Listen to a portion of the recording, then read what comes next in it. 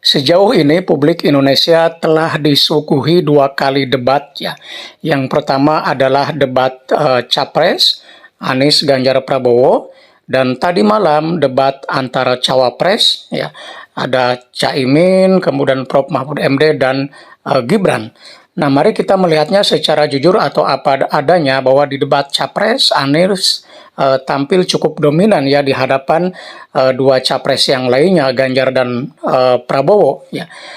Sementara kalau kita lihat tadi malam debat antar cawapres, ya terlepas dari kekurangan di sana sini karena tentu masing-masing memiliki kekurangan, Gibran tampil cukup baik ya, artinya selama ini akan diperkirakan atau diasumsikan bahwa dia tidak bisa debat, akan berbicara misalnya terbata-bata dan lain sebagainya, tapi ternyata pada malam hari tadi gitu ya, dia tampil cukup lancar berbicaranya, ya cukup artinya tampak menguasai materi yang diberikan kepadanya, dan ini tentu hasil pembelajaran.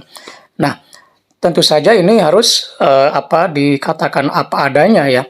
Nah, selanjutnya adalah menurut saya para pendukung tidak perlu mencari kesalahan-kesalahan dari masing-masing capres lawannya gitu. Karena menurut saya tidak tidak perlu juga kemudian mencari-cari kesalahan, kelemahan capres yang tidak didukungnya, karena toh pada akhirnya tidak akan memberikan hal yang bagus juga ya.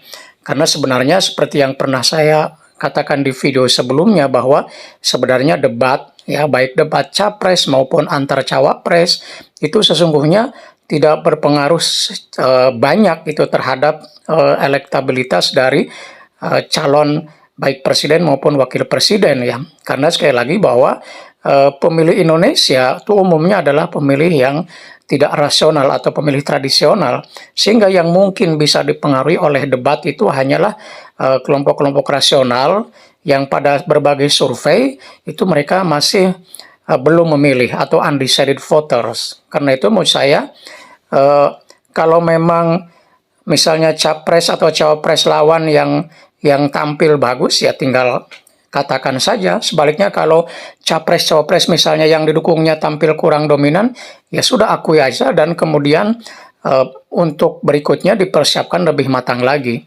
Karena apapun sekali lagi terlepas dari kekurangan Gibran sebagai cawapres yang katakanlah tidak diunggulkan gitu ya, tapi ternyata bisa tampil di luar perkiraan. Nah, ini artinya bahwa semuanya tidak underestimate gitu ya.